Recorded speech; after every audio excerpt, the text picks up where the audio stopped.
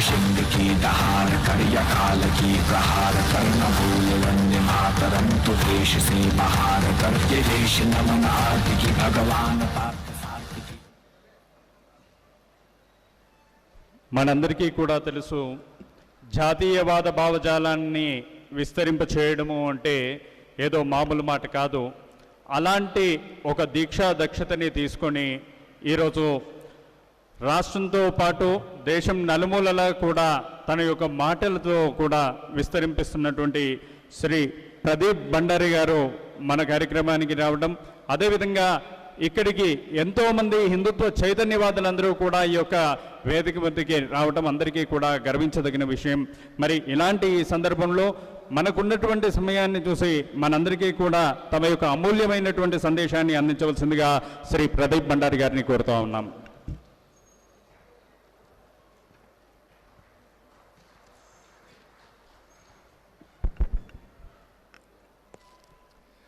नमस्कारम। मुझे लगा है मैं हैदराबाद के अंदर आया हूं तो एनर्जी और जोश आप सब में मुझे दिखना चाहिए, क्योंकि इस वक्त राष्ट्रवाद की बात हो रही है। तो दोनों हाथ ऊपर करके ये आवाज जम्मू कश्मीर तक जानी चाहिए और हर सूडो सेक्युलर तक जानी चाहिए कि राष्ट्रवादियों में ताकत कितनी है। भारत माता की आवाज नहीं आ रही है। भारत माता की, भारत माता की जय श्री राम। अब लग रहा है मैं कि राष्ट्रवादियों के बीच में हूं। मेरा आप सभी से निवेदन है कि आने वाले कुछ मिनटों तक आप अपने व्हाट्सएप, इंस्टाग्राम, फेसबुक के बजाय मैं जो कहने वाला हूं उसको ध्यानपूर्वक सुनिएगा। मंच पर उपस्थित विनोद जी, स्वामी जी, डॉक्टर निर्मल सिंह जी और मुरलीधर जी, मुझे याद है पिछली डिजिटल हिंदू कॉन्क्लेव पे जब मैं आया था और अभी मैं मुरलीधर राव जी को देख रहा हूं, तो अभी मुरलीधर राव जी और ज्यादा फिट हो चुके हैं, और ज्यादा स्टडी हो चुके हैं। लग रहा है प्राइम मिनिस्टर नरेंद्र मोदी के फिट इंडिया कैंपेन के रियल ब्रांड एम्बेसडर मुरली जी हैं इस वक्त। दोस्तों, ये जो टॉपिक है कि lessons from the Kashmir files, पहले आप मुझे बताइए, आप सब में से किसने द कश्मीर फाइल्स देखी? हाथ ऊपर करिए। आपने देखी? मैम आपने अभी तक नहीं देखी है, आप इंतजार, आपको देखना चाहिए। और किसने नहीं? वहां पे कुछ लोगों ने नहीं देखी है। So I would appeal to everybody to watch this film the Kashmir files, क्योंकि ये एक पिक्चर नहीं है दोस्तों, ये पिछले 32 सालों से कश्मीरी हिंदू और हिंदुओं की आवाज है, जिसको सूडो सेक्युलर गवर्नमेंट और मुस्लिम अपीजिंग सरकारों ने दबा के रखा था। तो मेरा आप सभी से निवेदन है कि पहले तो आप इस पिक्चर को देखिए, पर आज जब मैं आपके सामने बात कर रहा हूं, आई फील वेरी सैड। मुझे दुख होता है। दुख इस बात का होता है कि 32 साल लग गए हमारे देश में, जो हिंदू मेजॉरिटी देश है, जो सेक्युलर देश है, जिसमें कश्मीरी हिंदुओं पे हुए नरसंहार की सच्चाई बताने के लिए। सोचिए पिछले 32 सालों से किस हिसाब से लेफ्टिस्ट, इस्लामिस्ट और सूडो सेक्युलर ने हमारे देश की जनभावना को कैप्चर किया था। मुझे दुख भी इस बात का होता है कि मैं खुद एक जर्नलिस्ट हूं, कि मेरी कम्युनिटी और जर्नलिस्ट ने 1990 के दशक से किस हिसाब से कश्मीरी हिंदुओं के सच को नहीं दिखाया। आपको याद होगा कि एक पत्रकार थी जिनको कई अवार्ड मिले और कई सरकारों ने पद्मा अवार्ड भी दिए। उन्होंने ये कहा था कि कश्मीरी हिंदुओं ने वैली को मोनोपोलाइज कर दिया है। मतलब आप सोचिए, अचंभित करने वाली बात है कि हिंदू मेजॉरिटी देश के अंदर कश्मीरी पंडितों का गुनाह यह था कि उनके पास सब नॉलेज थी, उनके पास सब लिटरेचर था, उनके पास ज्ञान था, उन्होंने अपने धर्म का पालन किया, इसीलिए उन्हें बदनाम किया गया। There could not have been a bigger conspiracy in post-independent India that you saw in the valley from 1984-85 onwards, ये मैं कहना चाहता हूं। कई लोग आप में से ये सुना होगा, आप में से कि अभी जब से द कश्मीर फाइल्स रिलीज हुई है, पहली बात तो ये आजादी की पहली ऐसी पिक्चर है आजादी के इंडियन इंडिपेंडेंट इंडिया में जिसने पहले दिन में 8 करोड़ की ओपनिंग करी और 8वें दिन में जाके 100 करोड़ से ऊपर कमा लिया और अब 200 करोड़ से ऊपर कमा रही है। ये पिक्चर की ताकत नहीं है, ये आपकी हिंदुओं की ताकत है जिन्होंने इस देश के सूडो सेक्युलर बॉलीवुड कबाल को बता दिया कि अब हम भी देखेंगे। अभी तक हिंदू सिर्फ सुनता था, पर अब हिंदू अपनी बात भी रख रहा है और सूडो सेक्युलर को देख भी रहा है, आप लोग देख भी रहे हैं।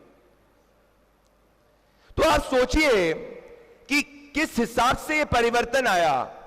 एक एक्टर है जो कुछ समय पहले तक 2002 की बात किया करते थे, वो एक्टर की इतनी घबराहट बढ़ गई, आमिर खान की बात कर रहा हूं, कि उनको द कश्मीर फाइल्स की तारीफ करनी पड़ी और कहा कि जाके देखिए बहुत अच्छी पिक्चर है, क्योंकि उनको पता है कि पिक्चर लाल सिंह चड्ढा आने वाली है और अगर वो कश्मीर फाइल्स की तारीफ नहीं करेगा तो जो हिंदू है, जो मेजॉरिटी इस वक्त देश का है, वो पिक्चर को नहीं देखेगा। मैं ये क्यों कह रहा हूं? मैं इसीलिए कह रहा हूं कि देखिए, जब भी किसी कम्युनिटी को दबाया जाता है, जब भी सच्चाई को दबाया जाता है, तो एक इन्फ्लेक्शन पॉइंट आता है। मेरे हिसाब से ये मूवी द कश्मीर फाइल्स ने एक इन्फ्लेक्शन पॉइंट प्रोवाइड किया है इस देश के हिंदुओं को, जिनमें से अधिकतर को तो ये पता ही नहीं था कि ये हुआ है। आप में से कितने लोग ये जानते थे कि वैली के अंदर 1989 से लेके 90s के बीच में किस हिसाब से कश्मीरी हिंदुओं का नरसंहार किया? आप में से कितने लोग जानते थे इसके बारे में? बहुत। आप में से कोई प्राणकोट मैसेकर के बारे में जानता है, हिंदू नरसंहार के बारे में? आप में से कोई चंपारी के बारे में जानता है? आप इमेजिन करिए कि इस देश के अंदर, निर्मल सिंह जी तो बहुत अच्छी तरीके से जानते होंगे, प्राणकोट हिंदू मैसेकर होता है जहां पे विलेजर्स, हिंदू विलेजर्स को लश्कर तैयबा और अक्रॉस आतंकवादी जिंदा जलाते हैं दोस्तों, जिंदा जलाते हैं वैली के अंदर, और आज तक अधिकतर भारत को इसके बारे में नहीं पता। इससे बड़ा बात क्या हो सकता है? चंपारी के अंदर इस हिसाब से अट्रॉसिटी होती है हिंदुओं के खिलाफ कि दुल्हन को उसकी विदाई, उसकी शादी के वक्त में, उसके अलावा हर व्यक्ति को शादी में आतंकवादी मार देते हैं और सिर्फ दुल्हन को छोड़ देते हैं, जिससे कि दुल्हन देख सके कि किस हिसाब से नरसंहार हुआ है। इतनी बर्बरता, इतनी क्रूरता, इतना बड़ा इंपोजिशन ऑफ रैडिकल इस्लाम हो रहा था और आप में से अधिकतर लोगों को पता ही नहीं। और वो इसीलिए नहीं पता है क्योंकि इस देश की मीडिया ने in the garb of secularism somehow had let down the principle of equality, where it completely let down that there was a community called the Hindus in India whose voice also had to be represented. And this is why you see कि Kashmir files में इतना भारी रूप से आंदोलन के रूप में आप सब देखने जा रहे हैं। This is why I say it's an inflection point.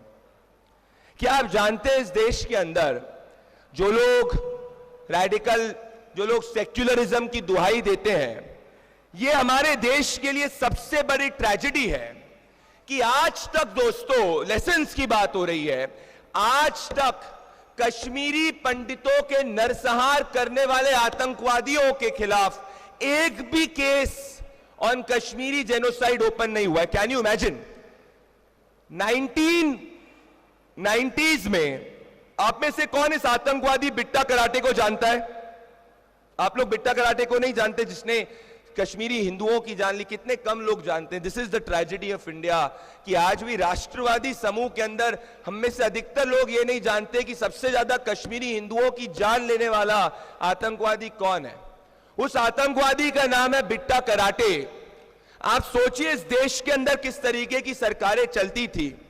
Bitta karate, आप अगर इस वक्त कई लोग आप में से जो फोन पे होंगे, आप टाइप करिएगा बिट्टा कराटे, वो ओपनली इंटरव्यू में एडमिट करता है कि हां मैंने कश्मीरी हिंदुओं को मारा। बिट्टा कराटे कहता है कि हां मैंने सतीश टिक्कू की फैमिली को मारा। उससे इंटरव्यूअर पूछता है कितने मारे होंगे आपने? बोला 10-12। फिर बोलते हैं कि और ज्यादा मारे? बोला हां 20 तक मारे। ओपन इंटरव्यू में एडमिशन है। उसके बावजूद आज तक एक भी केस आगे नहीं बढ़ा है। इस हिसाब से टेरर इनने फैलाया था। अभी भी बिट्टा कराटे जो अंदर है वो टेरर फंडिंग के केस में वो अंदर है। अभी तक कश्मीरी हिंदुओं के नरसंहार वाले केस में चार्जशीट आगे तक नहीं बढ़ी है। 30 तारीख को श्रीनगर ट्रायल कोर्ट में सुना जा रहा है। और जब कश्मीरी पंडित कम्युनिटी सुप्रीम कोर्ट गई तो उनको यह कह के मना कर दिया गया, too much time has taken place, there will be no logic of going into things which have happened in history. Imagine करिए आप, 1984 की फाइल दिल्ली हाईकोर्ट खोल सकता है, बट कश्मीरी हिंदुओं के साथ हुए जेनोसाइड की फाइल नहीं खोल सकता। इसीलिए अब लास्ट लीगल रिकोर्स के रूप में क्यूरेटिव पेटिशन फाइल की गई है। आप इमेजिन करिए, इस देश में यासीन मलिक, आप लोग यासीन मलिक को तो जानते हैं कि नहीं जानते? Do you guys know Yasin Malik, the terrorist Yasin Malik? This terrorist 2006 में ये आतंकवादी यासीन मलिक ये एडमिट करता है कि 2003 में वो सोनिया गांधी की रेजिडेंस पे मनमोहन सिंह और सोनिया गांधी से मिला था। इमेजिन करिए, मैं आपको बताता हूं, 2006 he admits that he had met Sonia Gandhi in 2003.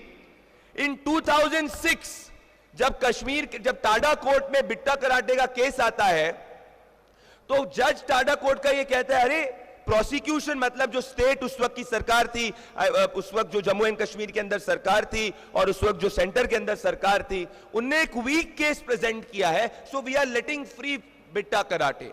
और जब बिट्टा कराटे छूटता है तो जम्मू कश्मीर वैली के अंदर उसको हीरोज वेलकम दिया जाता है। मतलब उस वक्त की सरकार ये चाहती थी, इतना वीक केस उसने 16 साल में प्रेजेंट किया कि एक एविडेंस सामने नहीं आ पाया। और उसके बाद 2013 में जाके यासीन मलिक की पाकिस्तानी वाइफ को यह सरकार वीजा देती है, और वही जो आईएसआई की नॉन एजेंट है। इससे बड़ा छलावा इस देश के साथ नहीं हो सकता कि जो हिंदुस्तान को गाली दे, जो हिंदुस्तान के आपके और मेरे पैसों पर पले, जो आतंकवादियों को सपोर्ट करे। हमारा देश पिछले इतने सालों से उनको एज फ्रीडम फाइटर्स के रूप में पालता हुआ दिखा, इनको कहीं ना कहीं फ्रीडम स्ट्रगल के रूप में इनकी बताई, but what they were doing was pure terrorism. अगर लेसन कश्मीर फाइल से सीखना है तो ये सच जानने की जरूरत है, आपको ये जरूरी है जानने की। दोस्तों, Nations which forget there history can never be great Nations, and Nations who do not remember the mistakes that they did in the past, they can never be great nations. And nations which cannot provide justice in the past, they can never be great nations. And all these three happened in the case of Jammu and Kashmir, जहां पे कश्मीरी हिंदुओं के नरसंहार को अभी तक सच्चाई, अब जाके सच्चाई लोगों को पता चल रही है। अभी तक उनके कातिलों के जो आतंकवादी उन पे केस आगे नहीं बढ़ा है। और अभी तक यासीन मलिक 2019 में जब गृह मंत्री अमित शाह बने थे, तब उनने टेरर फंडिंग के केस में एनआईए ने उसको अंदर किया था, but still nobody has gone forward on the entire case of Kashmir Hindu genocide. अभी जाके एक सतीश टिक्कू की फैमिली ने, उनके ब्रदर जो है जिस 70 years old के, उन्होंने करेज लिया। इमेजिन करिए, हिंदू मेजॉरिटी देश के अंदर 16 साल लग गए जम्मू में रहने वाले एक हिंदू, कश्मीरी हिंदू की फैमिली को करेज ढूंढने के लिए, साहस ढूंढने के लिए कि यासीन मलिक और बिट्टा कराटे के खिलाफ जाके वो कोर्ट में जाए। There cannot be bigger tragedy than this. And this is what happens जब इस देश के हिंदू संगठित नहीं होता है और इस देश के अंदर सूडो सेक्युलरिज्म के नाम पे मुस्लिम अपीजमेंट चलता है। This is what has to be known. और अगर आप अपनी हिस्ट्री नहीं जानते, अगर आप इस सच को नहीं जानते, तो फिर फ्यूचर में भी जब ये होगा, जब आपके बच्चों के साथ भी अगर ये ऐसा होगा, तो आपको नहीं पता चलेगा। That's why you have to be careful of what happened in the past. You have to not forgive these terrorists and you have to always demand that terrorism पे कोई कॉम्प्रोमाइज नहीं होना चाहिए। आप इमेजिन करिए कितनी बड़ी हिपोक्रेसी है इस देश के अंदर और कितना बड़ा डबल स्टैंडर्ड्स हैं। ये जो लोग मुस्लिम्स की बात करते हैं, मुस्लिम राइट्स की बात करते हैं, भी हिजाब के आपने देखा था किस तरीके से ये पूरी कंट्रोवर्सी हुई थी, आपने फॉलो करी थी। इमेजिन करिए सैयद शाह गिलानी जो पाकिस्तान के पैसे पे पलता था, और इस देश के अंदर कई नेता थे, मणिशंकर अय्यर और इस तरीके के लोग जो इंतजार करते थे कि एक चाय मिल जाए सैयद शाह गिलानी के साथ में। That man was so evil, that man was so vindictive, that man was so radical कि जब जम्मू कश्मीर वैली में एक पाकिस्तान की टेरर आउटफिट ने एक मुस्लिम महिला के ऊपर एसिड अटैक किया 2001 में, तो इस आदमी ने जस्टिफाई किया कि वो महिला क्योंकि बुर्का नहीं पहन रही थी तो इसीलिए जस्टिफाइड है कि उस पर एसिड अटैक हुआ। उसके बाद इस तरीके का टेरर फैल गया था। कैन यू इमेजिन दैट इतने सालों तक इस जैसा रैडिकल आदमी जो हिंदुस्तान का पासपोर्ट तक नहीं लेता था, सिर्फ तभी लेता था जब उसको अपनी बेटी के साथ बेटी से मिलने फौरन जाना था, वो आदमी को स्टेट गेस्ट के रूप में we spend crores of money. This is what we need to know. There could not have been any other nation जिसने इतना बड़ा जिसके साथ छलावा हुआ है जो हमारे साथ 1980s के बाद हुआ है। Another myth which is being spread, another झूठ which is being spread, अरे जगमोहन जी उसके लिए रिस्पॉन्सिबल है, जगमोहन जी उसके लिए रिस्पॉन्सिबल है। सच अ बिग लाई। क्या आप जानते हैं कि फर्स्ट कश्मीरी हिंदुओं के खिलाफ जो किलिंग शुरू हुई थी, that entire thing happened from Anantnag in the 1985-86 if I'm not wrong on the year, और उस वक्त वो पूरा एक इंजीनियर किया गया था। जीएन शाह जो फारूक अब्दुल्ला के समधी थे, फारूक अब्दुल्ला के रिलेटिव थे, उनकी सरकार को महबूबा मुफ्ती के फादर को गिराना था, तो उन्होंने इस तरीके से इंजीनियरिंग करी थी और उसके बाद से शुरू हुआ था। ऐसा कैसे हो सकता था कि फारूक अब्दुल्ला एक दिन पहले जब कश्मीरी हिंदुओं का नरसंहार शुरू होता है उसके एक दिन पहले वो रिजाइन करते और लंदन चले जाते? All that could not have been a coincidence. And this is the tragedy of India, that such a man is sitting in the parliament. This is what is the fallacy of our democracy, that such a man is still sitting in the parliament. अगर article 370 नहीं हटता तो इनका बस चलता तो ये यासीन मलिक को आजमगढ़ से चुनाव लड़वा देते। इनकी ऐसी स्थिति थी दोस्तों। This was the level of Muslim appeasement. You need to know about this and you need to take these lessons from history. क्या आप जानते हैं कि किस तरीके से टीकालाल टपलू को मारा गया था? None of you would know about it. किस हिसाब से जस्टिस गंजू को सिर्फ इसीलिए सरेआम गोली मारी गई थी बिकॉज उन्होंने मकबूल भट्ट के खिलाफ जजमेंट सुनाया था। And still we continued for more than 20 years with such type of government. And I think it was also a very big mistake to let off the terrorists whenever we have done so. हमने हमेशा से इसके लिए price पे किया है। अगर history के अंदर डीप डाइव करेंगे और कश्मीर फाइल्स के बाद, see Kashmir files can not be the end. Kashmir files has to be the start of you going ahead and reading about the real history of this valley, of how Hindus in the valley, there was an entire complete attempt कि किस हिसाब से पूरी valley की demography को बदला गया इतने सालों के अंदर. एंड इमेजिन करिए कि वहां पे 1990 से लेके मैं बात कर रहा हूं 2000s के एरा में, this all continued but still there was no action. This because this entire pseudo secular cabal, leftist cabal जो है वो आपके मन के अंदर बैठी थी, और जब तक आप संगठित नहीं होंगे nothing could have taken place and nothing can ever take place. Vinod ने बात की धर्मा की, मैं बात करता हूं धर्मा तो आपको जानना ही चाहिए, पर उसके पहले एटलीस्ट आपको एफर्ट डालना चाहिए सच्चाई के लिए. जनरली हिंदू क्या सोचता है, हाँ ठीक है बाजू के घर में आग लग रही है, ठीक है हमारे घर में नहीं है, ठीक है हमारे इसमें नहीं है. That is the biggest problem that the mindset has sir. क्योंकि अगर बाजू के घर में आग लग रही है तो बाजू के घर की आग आपके घर पे भी लग सकती है अगर आप अन्याय के खिलाफ आवाज नहीं उठाएंगे. ये बात ध्यान रखिएगा. That psyche has to change place. बाजू के घर में अगर आग लग रही है तो किसी भी समय आपके घर पे भी आग लग सकती है अगर आप नहीं बोलेंगे यही गलती हुई थी 1980s में. और दोस्तों एक और बात मैं कहना चाहता हूं, lessons from the Kashmir files is that it should not stop with the Kashmir files. It should start with the Kashmir files and every massacre, every other tragedy which has taken place, it should be shown. It should be shown with a calm mind, but it should be shown because history cannot be skewed.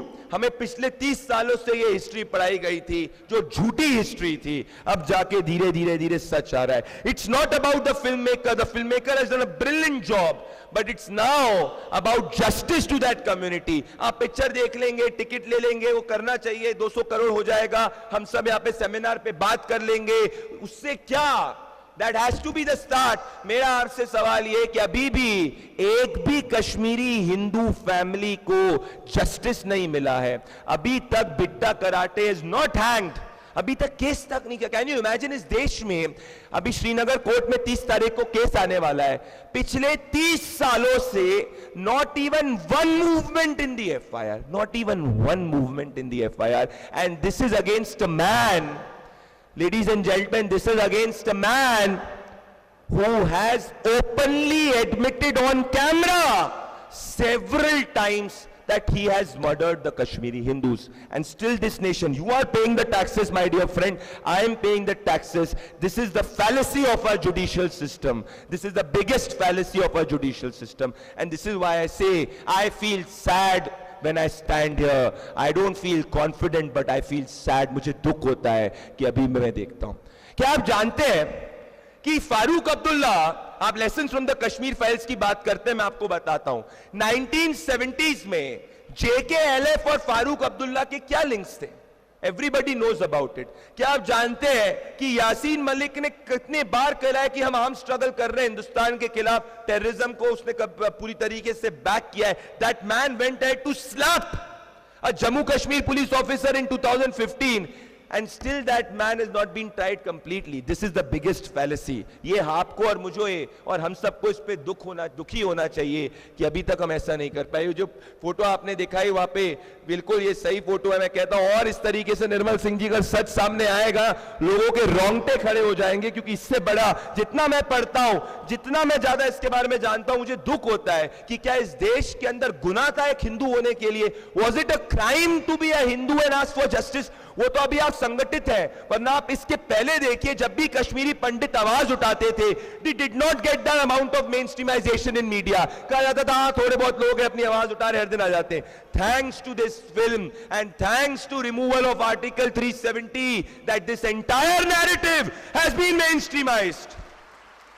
और मैं आपको ये चीज कह रहा हूं, ये सब जो जैसे जिस तरीके से वायरस होता है ना, कैंसर, आप जब कभी भी किसी को कैंसर होता है, धीरे धीरे होता है और फिर बाद में पता चलता है अरे स्टेज 3 पे पहुंच गया, अरे स्टेज 4 पे पहुंच गया. ये जिस हिसाब से नैरेटिव करा गया, that has been a cancerous narrative sir. आपको मैं बताता हूं, and I feel again very sad, and I'll tell you that I'm just feeling sad today as I stand here. I met this guy day before yesterday in Delhi called Vikas Raina.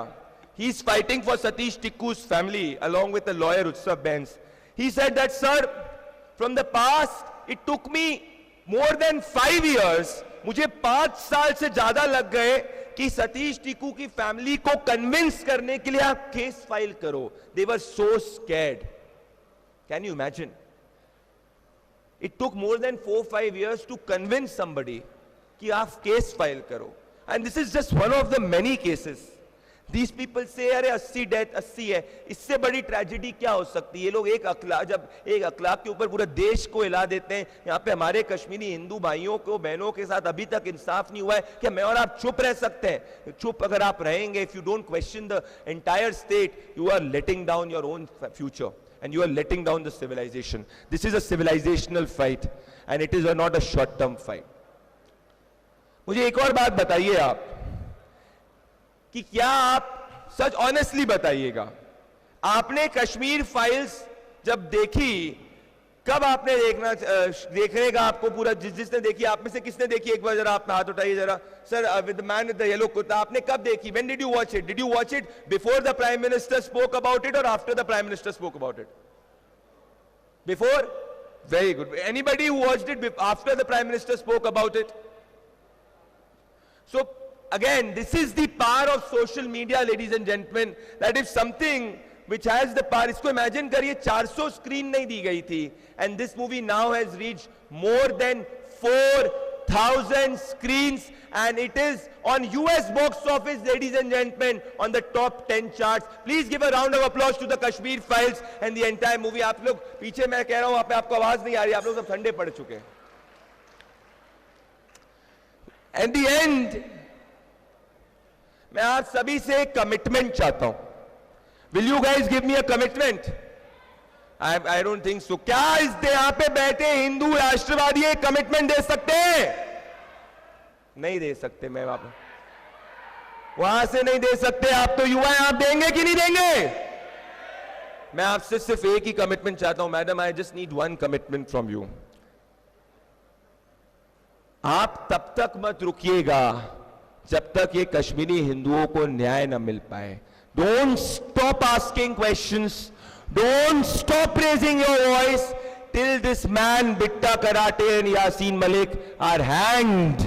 Because if they are not hanged, the real purpose of this movie, which at least got some amount of consciousness of truth in you, would not be completed. Because it's a fight for truth. और अगर आज हमारे हिंदू भाइयों को इंसाफ या बहनों को इंसाफ नहीं मिल पाया, तो फिर ये याद रखिएगा कहीं और कुछ होगा तो आपके लिए भी कोई नहीं और आएगा।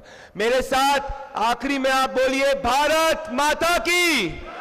भारत, संतोष जी दोनों हाथ ऊपर करके बोलिए, मोबाइल छोड़िए और बोलिए भारत माता की, भारत माता की जय सिया राम। बहुत बहुत धन्यवाद, नमस्कार। ధన్యవాద్ ప్రదీప్ బండారు జీ. ఇప్పటివరకు మనం విన్నాం, ఏసీ హాల్లో కూడా మళ్ళీ ఒకసారి చెమటలు పుట్టించేటువంటి జాతీయవాదం మరొక్కసారి ఉత్పన్నమైంది అంటే ఖచ్చితంగా భారత్ తిరిగి హిందూ దేశంగా వర్ధిల్లుతోంది అనడానికి ఇది ఒక ప్రత్యక్ష ఉదాహరణ. భారత్ మాతాకి, భారత్ మాతాకి వందే వందే. అదేవిధంగా శ్రీ ప్రదీప్ బండారు గారిని సత్కరించడానికి రాజేష్ కుమార్ గారు, శ్రీ నరసింహారెడ్డి గారు, శ్రీ బాలకృష్ణ గౌడ్ గారు, భాగ్యనగర్ లడ్డు గారు, సురేష్ కుమార్ గారు, డి రాకేష్ గారు, అదేవిధంగా కైలాష్ గారిని వేదిక మీదకి ఆహ్వానిస్తూ ఉన్నాం. మనందరి కరతాళ ధ్వనుల మధ్య మనం ఒక్కసారి